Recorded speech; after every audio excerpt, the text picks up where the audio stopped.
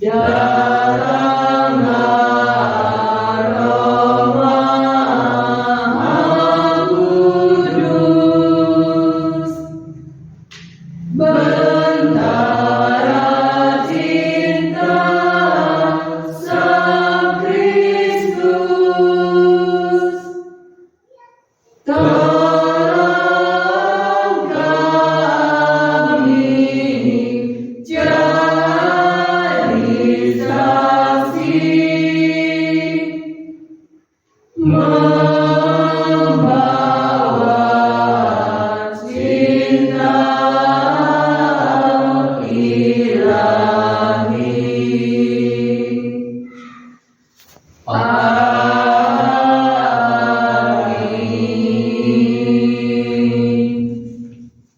Selamat malam semuanya.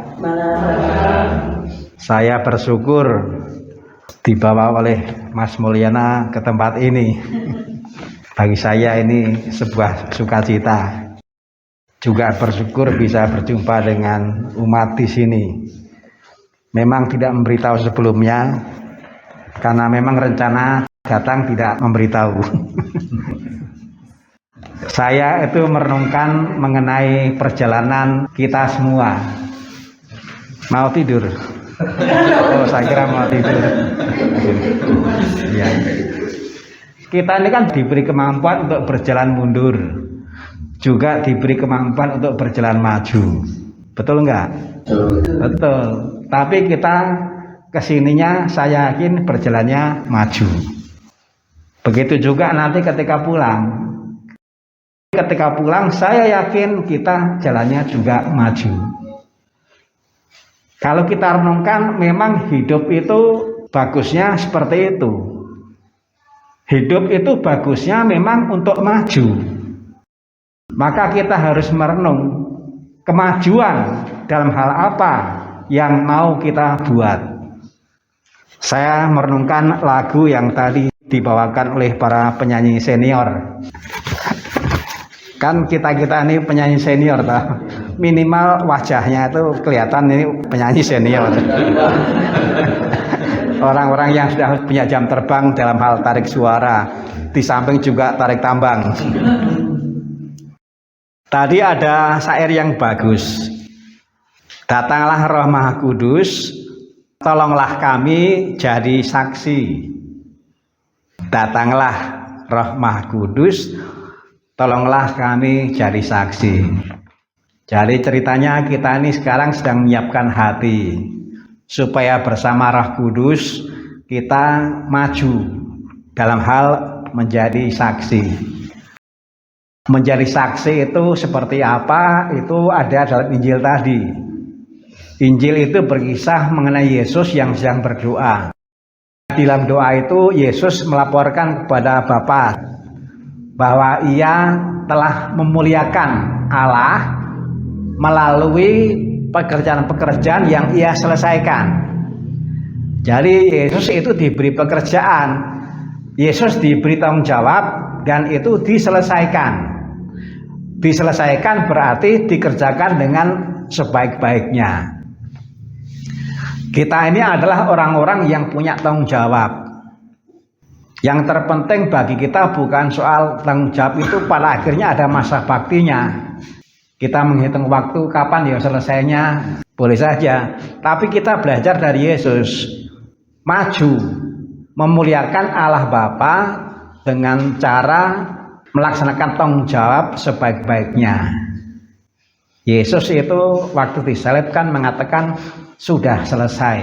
Ini bukan soal waktu, tapi soal bahwa tanggung jawab pekerjaan yang dipercayakan oleh Allah kepada Yesus sudah dikerjakan sebaik-baiknya.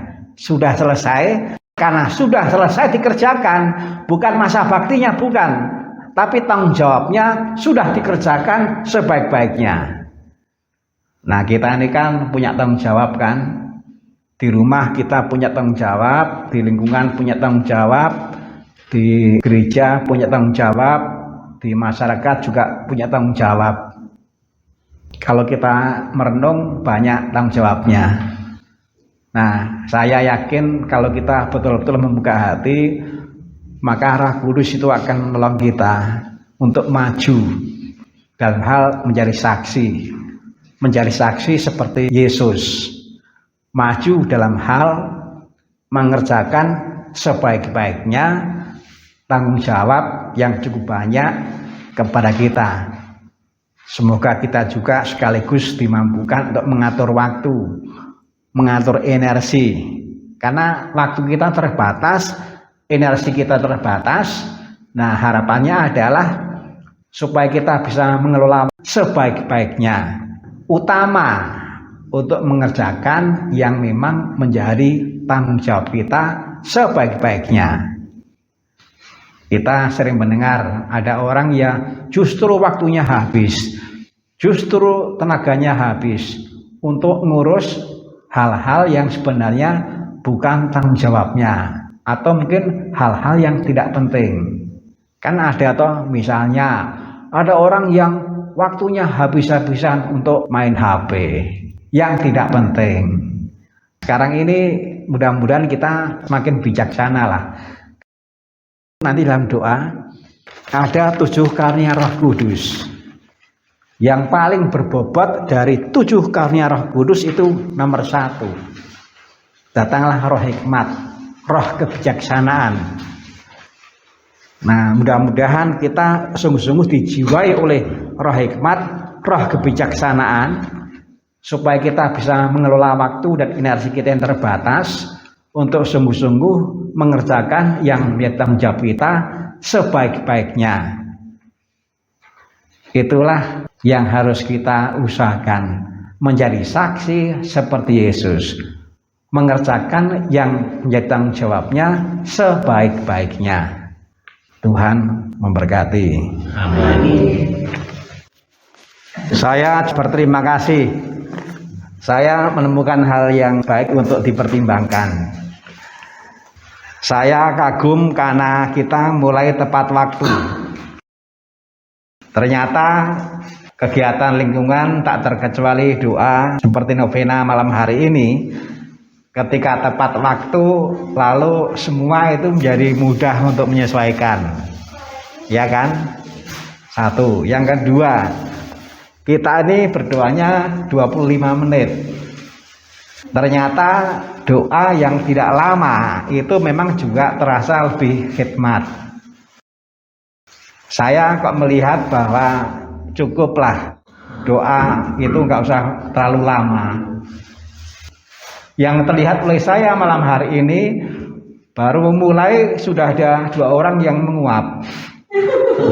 Tapi nggak apa-apa.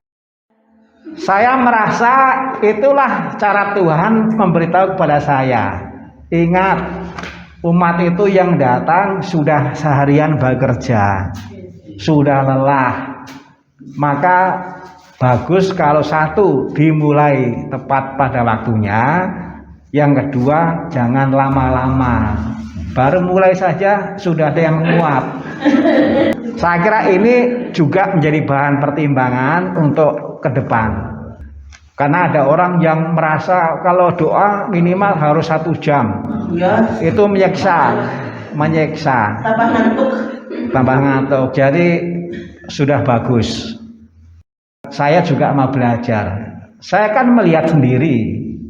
Selama ini saya tuh sudah memikirkan ini harus diatur mengenai soal tepat waktunya. Yang kedua, jangan bertele-tele, jangan terlalu lama, karena umat yang berdoa itu sudah terlalu lelah karena sudah bekerja seharian.